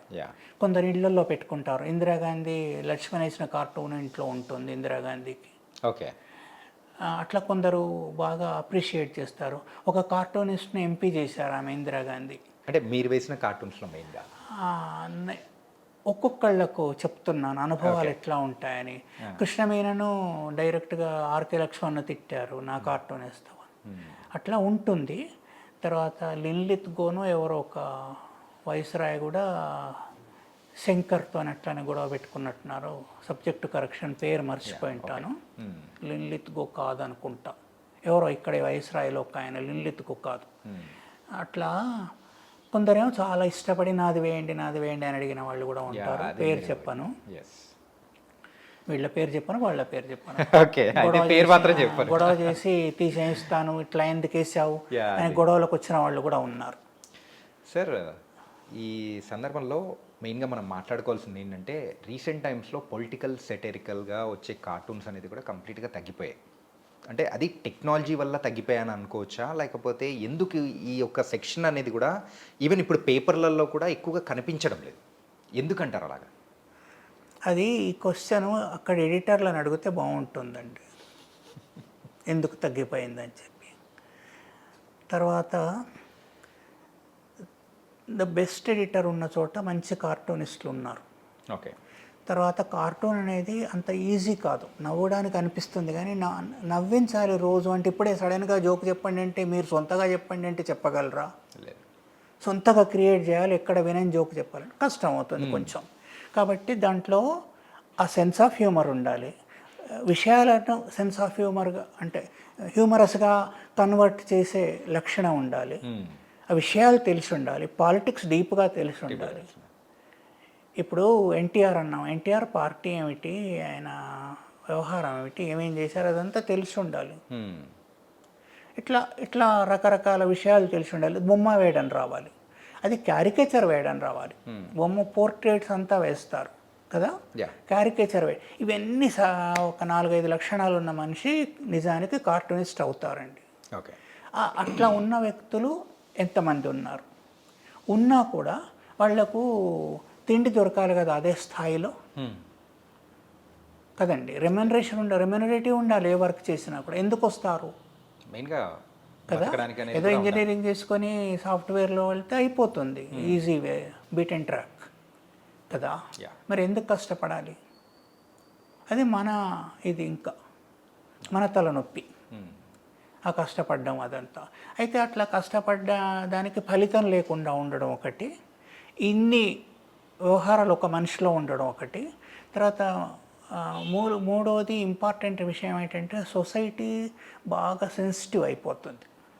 నా మీద వేస్తావా, మా వాళ్ళ మీద వేస్తావా, మా లీడర్ పైన వేస్తావా, మా దేవుణ్ణి అంటావా, చెప్పాలంటే మనోభావాలు దెబ్బతింటున్నాయి. మనోభావాలు ఇదివరకే చెప్పాను, చాలా కోడిగుడ్డులాగా అయిపోతున్నాయి, డెలికేట్గా అయిపోతున్నాయి, కింద పడితే పగులుతుందేమో అన్నట్టుగా.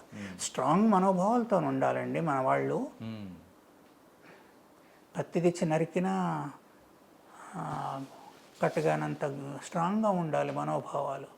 అటాకులు చేయడం, ఇట్లా రకరకాల వ్యవహారాలు సెన్సిటివ్ అయిపోతుంది.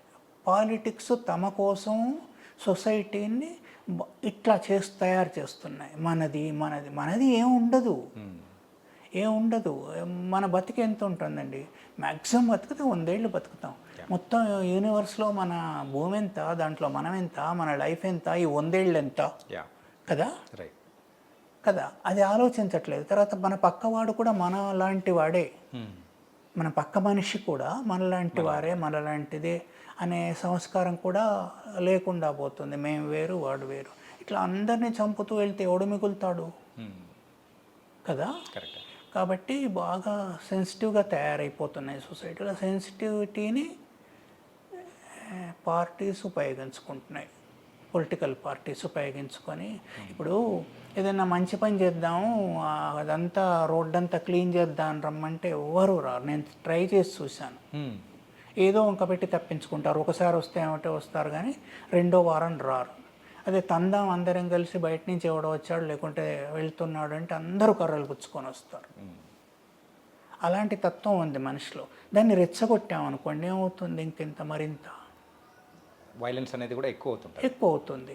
ఆ వైలెన్స్తో నాకు లాభం అయింది అనుకోండి, దాన్ని ఉపయోగించుకుంటారు కదా. మీరు ఇందాక అన్నట్టు పొలిటికల్ పార్టీస్ చేస్తున్నది ప్రెజెంట్ ఇది, అది చేస్తుంది, నేరుగా కనిపిస్తుంది మనకు. అయ్యేసరికి ఏమవుతుంది, మనకున్న సంస్కృతి అంటే ఏంటి, సంస్కారం అంటే ఏంటి, మనకున్న రచయితలు, మనకున్న కళలు, మనకున్న సాహిత్యం కదా. ఇప్పుడు అమ్మాయిలు ముగ్గు పెడతారు, ఇంకా ఏ దేశంలో చూసారా? లేదు కదా. అది మన సంస్కృతి కదా. మళ్ళీ అమ్మాయిలే పెట్టగలరు, అది ఇంకెవరు పెట్టలేరు. నేను చాలా ప్రయత్నం చేశాను ముగ్గు పెట్టడం నేర్చుకోవడానికి. సంక్రాంతి కార్టూన్లకు అవసరం వస్తుంది కదా, యా కాబట్టి నేర్చుకున్నాను. వాళ్ళు చకచక పెట్టేయగలరు. ఆ సంస్కృతిలో భాగం అది. ఒకరు పాట పాడారనుకోండి, సంస్కృతిలో భాగం. కవిత్వం రాశారనుకోండి, సంస్కృతిలో భాగం. ఇవి పోయినప్పుడు ఏమవుతుంది? సంస్కృతి అనేది కూడా దాని యొక్క ప్రాముఖ్యత తగ్గిపోతూ ఉంటుంది, అంతరించిపోతుంది. అంతరించిపోతే సంస్కృతి లేని జాతిగా తయారవుతుంది. కాబట్టి మన ఆర్టిస్టులను మనం గౌరవించుకోవాలి, మన కళాకారులను మనం గౌరవించుకోవాలి, మనం పాట పాడే వాళ్ళను, సంగీతజ్ఞులను, మీలాంటి యాంకర్లను అందరినీ కూడా గౌరవించుకొని వాళ్లకు తగిన స్థానం ఇవ్వాలి. అది లేదు. అది లేకుండా వీళ్ళని కొడదాం, వాళ్ళని కొడదాం, మన మతం గొప్పది, వాడి మతం తక్కువది, వాడి మతం ఇట్లాంటివి వచ్చాయనుకోండి, కులాల పట్ల, మతాల పట్ల ఏమవుతుంది? ఎక్కడ మిగులుతాం? ఇప్పుడు తెలియదు. ఇప్పుడు బాగా అనిపిస్తుంది, చాలా బాగా అనిపిస్తుంది.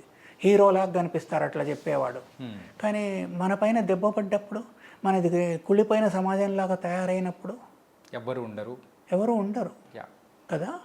అందు గురించి సాధ్యమైనంత మేర అలాంటి ఆలోచనలు రాకుండా చూడాలండి. అండ్ ఫైనల్ క్వశ్చన్ సార్ ఏంటంటే, మీరు నెక్స్ట్ మా ముందుకు కూడా శ్రీధర్ టీవీ ద్వారా కూడా రాబోతున్నారని చెప్పేసి చెప్తున్నారు కదా. సో అందులో అంటే ఎలాంటి టాపిక్స్ ద్వారా మీరు వచ్చే అవకాశాలు అనేది కూడా మాకు కనిపించబోతున్నారు? మెయిన్గా ఏదైనా ఒకటి మనం మొదలు పెడుతున్నామంటే ఇప్పుడు దానికంటే ఒకటి ఉంటుంది కదా సార్, టార్గెట్ కానీ, లేకపోతే ఇట్లా మనకు ఒక ఆయుధం ఉంది. ఇందాకన్నా చేతిలో ఒక ఆయుధం ఉందనుకోండి, ఓకే, మీరు మాట్లాడగలరు, అడగగలరు. నేను బొమ్మలు వేయగలను, లేకుంటే మాట్లాడగలను అనుకుందాం. దాంతో ఏం చేస్తున్నావు? బైబిల్లో ఒక కథ ఉందండి, 10 టాలెంట్ కథ. టాలెంట్ అంటే 2 అర్థాలు ఉన్నాయి. ఒకటి ఏంటంటే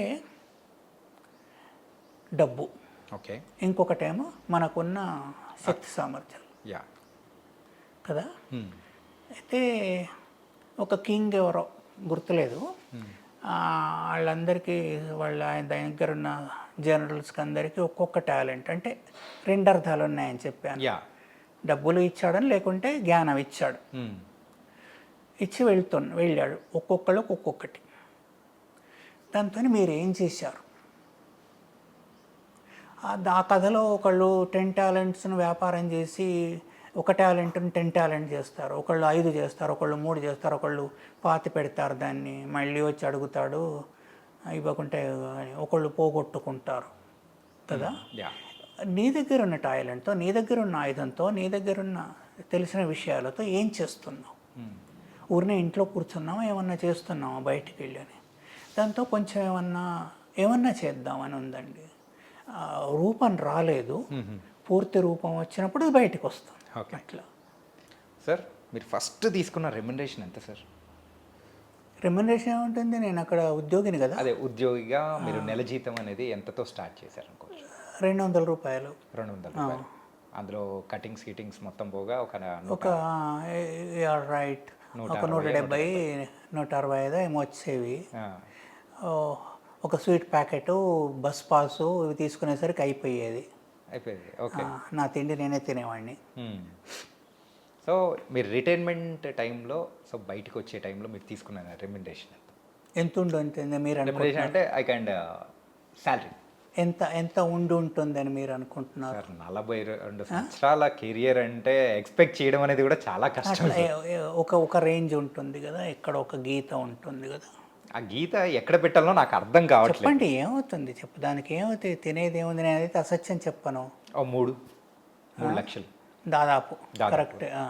3 లక్షలు లేవు, కానీ మొత్తం ఇయర్ అంతా చూసినట్టయితే నాకు 14 సాలరీస్ వచ్చేవి. అంటే లీవ్స్ అవన్నీ కలిపి అంత అవుతుంది. ఓకే సార్, యూజువల్గా లీవ్స్ తీసుకున్న టైంలో ఎలా సార్? అప్పుడు కార్టూన్స్ లీవ్స్ తీసుకోలేదు కదా, అస్సలు తీసుకోలేదు కదా. లైఫ్లో లీవ్ తీసుకోలేదు. 3 సార్లు లీవ్ తీసుకున్నా. నేను పండుగలకు వెళ్ళే 13 సంవత్సరాలు నేను విదౌట్ సండే కానీ వీకెండ్స్ కూడా తీసుకునేవాడిని కాదు. Okay, 13 years. నాకు బైపాస్ ఆపరేషన్ అయింది, హార్ట్ ఆపరేషన్. అప్పటిదాకా లీవ్ తీసుకోవాలి. ఓకే, ఫర్ 13 ఇయర్స్ లీవ్ తీసుకోవాలి. ఎప్పుడు వెళ్తానో తెలియదు, ఎప్పుడు వస్తానో తెలియదు. మరి బైపాస్ సర్జరీ ఇట్లా జరిగినప్పుడు అప్పుడు ఒకసారి తీసుకున్నాను, వెళ్ళేప్పుడు ఒకసారి తీసుకున్నాను. తర్వాత ఇంకొకసారి జపాన్ వెళ్ళా. జాపనీస్ గవర్నమెంట్ పిలిస్తే అక్కడికి వెళ్ళా. అప్పుడు తీసుకున్నా 3 సార్లు తీసుకున్నా లాంగ్ లీవ్ అనేది. లాంగ్ లీవ్ అనేది. మిగతా అసలు లీవ్ తీసుకోవాలా, సినిమాలకు వెళ్ళడం, ఫ్రెండ్స్తో వెళ్ళడం అదంతా లైఫ్లో లేదు, ఇప్పటికీ లేదు. పర్సనల్ టైం అనేది కూడా అస్సలు లేదు. లేదు లేదు. ఇక ఏడగాలి సార్, యాక్చువల్గా మీరు లీవే తీసుకోకుండా అంత డెడికేటెడ్గా ఇట్లా అంటే. ఆయన తర్వాత అన్ని లెక్కలు చూసి ఇంత బాకీ ఉన్నామని చెప్పి ఇచ్చారు. ఓకే. ఆ లీవ్స్ డబ్బులు అన్నీ కల్పించారు, సండేస్ కూడా కలిపి ఎట్లా. సండేస్తో కలిపి 13 సంవత్సరాలు తీసుకోలే లీవ్. Wonderful sir. కార్టూన్ వేయడం ఆరంభించినప్పటి నుంచి ఫర్ 13 ఇయర్స్ నేను లీవ్ సండేస్ వెళ్ళేవాడిని, పండగలప్పుడు వెళ్ళేవాడిని. ఇంట్లో అందరికీ తెలుసు ఉండడు అని తెలుసు. ఏ పెళ్ళికి వెళ్ళాల, పెళ్ళికి, ప్రబోజనాలకు, పార్టీలకు, దేనికి వెళ్ళాల. సార్ లాంగ్ లీవ్ అంటే 2-3 రోజుల? లాంగ్ లీవ్ అంటే అక్కడ జపాన్లోనేమో 20 days ఉన్నాను. ఓకే. 20 days ఇటు ఒకరోజు అటు ఒకరోజు అవుతుంది కదా జర్నీ టైం. అట్లా 25 days తీసుకున్నాను. ఆపరేషన్ అప్పుడు 2 months తీసుకున్నాను. సార్ ఇలా ఆపరేషన్ టైంలో ఆ బొమ్మలు కానీ ఎట్లా మేనేజ్ చేసి? రాలేదు, నోటీస్ ఇచ్చారు కదా. వెళ్ళేప్పుడు నోటీస్ ఇచ్చారు, జపాన్ వెళ్తున్నప్పుడు న్యూస్ వేశారు. ఇట్లా వెళ్తున్నారు, అదే ప్లేస్లో వేశారు, కార్టూన్స్ రావు కొన్ని రోజులు అని చెప్పి. Okay okay. ఆపరేషన్ అయినప్పుడేమో న్యూస్ వస్తుంది కదా మామూలుగా అట్లా. పెళ్ళప్పుడు కూడా న్యూస్ వేశారు, ప్లస్ బొమ్మ వేశారు. నేనే బొమ్మ వేసి వచ్చా. Okay. Nice sir, it was very very nice. And sir ఒక బొమ్మ వేయడానికి ఎంత టైం పడుతుంది అప్రాక్సిమేట్గా ఒక కార్టూన్? మన ప్రాక్టీస్ని బట్టి ఉంటుందండి. అంటే యాక్చువల్గా మీరు సార్? నాకు 40 ఏళ్ల కింద గంట పడితే 40 ఏళ్ల తర్వాత 15 minutes 5 minutes పడుతుంది అట్లా. 15 minutes? 15 minutes పడుతుంది. అది సమస్య కాదండి, బొమ్మ సమస్య కాదు. నిజమైన ఆర్టిస్ట్కు అంటే బాగా ప్రాక్టీస్ బాపు గారు చాలా తొందరగా వేసేస్తారు అట్లా. బాగా ప్రాక్టీస్ ఉన్నవాళ్ళు చాలా. బొమ్మ సమస్య కాదు, ఇది ప్రాక్టీస్ చేసుకున్నట్టయితే. ఐడియా సమస్య. ఐడియా కరెక్ట్గా కుదరాలి, ఆ బొమ్మలు అట్లా కుదరాలి. బాపు గారు చాలాసార్లు అనేవాళ్ళు కుదరదని. కుదరకపోవడం అంటే ఆ ముఖ కవళికలు ఎట్లా కుదరాలి, ఆ స్టైల్ ఎట్లా కుదరాలి, సిచ్యువేషన్ అంటాం కదా సినిమాల్లోనైతే, ఆ సిచ్యువేషన్ ఇవన్నీ పెడతాం కదా అట్లా, అదంతా కుదరాలి. బ్యాక్గ్రౌండ్ ఎట్లా ఉండాలని. ఇప్పుడు చాలామంది పట్టించుకోరు, కానీ బొమ్మల్లో కానీ సినిమాల్లో కానీ విజువల్ ఏదైనా కూడా ఫోర్గ్రౌండ్ ఎంత ఇంపార్టెంటో బ్యాక్గ్రౌండ్ కూడా అంత ఇంపార్టెంట్ కదా. మనం ఎక్కడున్నాం ఇప్పుడు, ఆర్టిస్ట్ కార్టూన్ వేస్తే దాంట్లో టైం తెలియాలండి. ఉదయమా, సాయంత్రమా, మధ్యాహ్నమా, తర్వాత కాలం తెలియాలి. ఎట్లా అంటే శీతాకాలమా, వర్షాకాలమా, వేసవా, ఇవి తెలియాలి. తెలియకుండా ఏదో ఫ్లాట్గా వేసేసామనుకోండి, తక్కువ ఇన్ఫర్మేషన్ వెళ్తుంది చూపరికి, చదువరికి చాలా తక్కువ ఇన్ఫర్మేషన్ వెళ్తుంది. ఇప్పుడు ఎలక్ట్రిక్ వైర్లు ఉన్నాయనుకోండి, చెట్లు ఉన్నాయనుకోండి, దానిపైన బర్డ్స్ ఉంటాయా లేదా? ఉంటాయి. తర్వాత మనం ఊర్లోకి వెళ్తే మనల్ని ముందు ఆహ్వానించేది ఎవరు? మన బంధువులు కాదు, ఆ ఊరు కుక్కలు కదా. అట్లాంటివన్నీ వేస్తున్నాడు లక్ష్మణ్, ఆర్కే లక్ష్మణ్ చాలా బాగా వేసేవారు అలాంటివి. బట్టలు ఆరేసి ఉంటాయి ఎక్కడో ఇట్లా రకరకాల. తర్వాత సంక్రాంతి టైం ఏదో వైర్లకు, పిల్లర్స్కో, చెట్లకో కైట్స్ వేలాడుతుంటాయి కదా. హరికథ చెప్తూ ఒక పర్సన్, ఒక పొలిటికల్ లీడర్ వచ్చేటట్టు ఏదో అన్ని దానికి సంబంధించి సిచ్యువేషన్స్ కి తగ్గట్టు. ఒకళ్ళే ఉండరు, ఒకళ్ళు ఆ 2 బొమ్మలు వేసి చెప్తే కాదు. తర్వాత ఇంకో విషయం చెప్పదలుచుకున్నాను నేను చెప్పదలుచుకున్న విషయం, కార్టూనిస్టులలో చాలామంది అంటే పొలిటికల్ కార్టూనిస్ట్ కాదు, 75 ఏళ్ల నుంచి అమ్మాయిలను అవమానిస్తూ కార్టూన్లు వేస్తున్నారు. దానికి అమ్మాయిలు కూడా పగలబడి నవ్వుతున్నారు. హస్బెండ్తో వంట చేయిస్తుందని చెప్పావు, ఇట్లాంటి నాన్ సెన్స్. హస్బెండ్ను కొడుతుందని చెప్పావు, ఎంతమంది కొడుతున్నారు? కొడితే ఏమిటి కదా. ఇన్నాళ్ళు వాళ్ళు కొట్టారు, ఇప్పుడు వీళ్ళు ఎవరు కొట్టట్లేదు, కొట్టరు. వంట చేయిస్తున్నట్టుగా అట్లా అమ్మాయిల మీద కార్టూన్స్ వేసి నవ్విస్తున్నాం అనుకుంటున్నారో నవ్వుల పాలవుతున్నారో తెలియదు. కానీ నేను చాలాసార్లు ఫైట్ చేశాను, నా సోషల్ మీడియాలో కూడా పెట్టాను. అవి ఇకనైనా వదిలిపెట్టండి.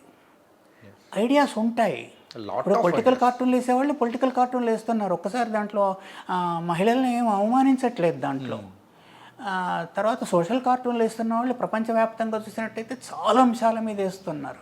కావు అని మహిళల మీదనే వేసి మహిళల వస్త్రధారణ మీదనో మహిళలకు ఇది హస్బెండ్తో ఉన్న రిలేషన్ పైన వాటిపైనైనా దొరికేది. అవన్నీ మానుకోవాలని రిక్వెస్ట్ చేస్తున్నాను. అది తప్పు కూడా. అది నా వైపు నుంచి చేస్తున్నానండి. వీలుంటే పెట్టండి, లేకుంటే లేదు సార్. ఏంటంటే ఇంత టెక్నాలజీ అనేది కూడా పెరిగింది, మనమైతే ఎన్ని రకాలుగా మనం ముందుకు వెళ్తూ ఉన్నా కానీ ఇంకా స్త్రీలను బుర్ర అట్లాగే ఉంది. తర్వాత ఒక ఫోటో పెట్టగానే సోషల్ మీడియాలో దాంట్లో అసహ్యంగా రాయడం, అది వాళ్ళ సంస్కారం తెలుస్తుందా, తెలియజేస్తుందా వీళ్ళదా? ఎవరైతే రాశారో వాళ్ళది. వాళ్ళకి ఇష్టం లేదు, ఇష్టం లేకుంటే ఊరుకోండి. డెమోక్రాటిక్ స్టేట్ అది. మీరు కింద నీచమైన పదజాలాన్ని అంటే అక్షరాల్లో మీరు నీచంగా రాస్తున్నారంటే మీరు ఎంత నీచులనే తెలుస్తుంది కదా. అట్లాంటివి చేయకూడదు. ట్రోలింగ్ చేయడం, తప్పుగా రాయడం అది సంస్కారహీనం. మన సంస్కృతి ఇది, మన వాళ్ళ వీళ్ళు అనిపిస్తుంది అట్లా రాస్తున్న వాళ్ళని చూస్తే. దాంట్లో చదువుకున్న వాళ్ళు ఉన్నారు, చదువు లేని వాళ్ళు ఉన్నారు. అక్షరం వచ్చిందంటే చదువుకున్నవాడని అనుకోవాలి కదా, అక్షర జ్ఞానని అనుకోవాలి కదా. అలాంటి వాళ్ళు రాస్తున్నారంటే ఏమనుకోవాలి? ఈ మధ్యకాలంలో ఈ సోషల్ మీడియా యుగంలో అయితే ఇది చాలా వరకు పెరిగిపోయింది. అండ్ దీనికి అంటే ఎవరైతే దాన్ని లైకులు చేస్తూ మరి ముందుకెళ్తున్నారో అది కూడా వాళ్ళకు ఊతం ఇచ్చినట్టు కూడా అవుతుంది సార్. నిజంగా ఇది కొంచెం మానుకుంటే ఇంకా బాగుంటుందని కూడా అనిపిస్తుంది. మానుకోవాలి, అది మానుకోవాల్సిన విషయం. అది పక్కన ఆలోచించుకోవాలి. నా స్థాయి ఏమిటి, నేనేం రాస్తున్నాను, నా స్థాయి ఏమిటి, నేను ఎట్లా చూస్తున్నాను, అది చూడాలి. ఎవరైనా చెప్పకుంటే ఎవరు చెప్తారు? యాజ్ ఎ జర్నలిస్ట్గా అండ్ యాజ్ ఎ కార్టూనిస్ట్గా ఇలా ఇన్ని సంవత్సరాల ప్రయాణం మా అందరితో ప్రతి ఇంట్లో కూడా మీరు ఉండిపోయారు. అండ్ కింద అయితే శ్రీధర్ అనేది వచ్చేది మాత్రం అందరికీ బాగా గుర్తుండిపోయిన పేరు యాజ్ ఎ కార్టూన్ కింద. ఈరోజు ఇలా మిమ్మల్ని ఇంటర్వ్యూ చేయడం అనేది కూడా నాకు చాలా చాలా హ్యాపీ అనిపించింది. అండ్ మీరు వేసిన కార్టూన్స్ అనేది కూడా మేము ఇప్పుడు పర్సనల్గా ఉన్న కొన్ని కూడా చూసేటప్పుడు ఇంకా హ్యాపీ అనిపించింది. Really thank you so much sir. Thank you very much. Thanks a lot.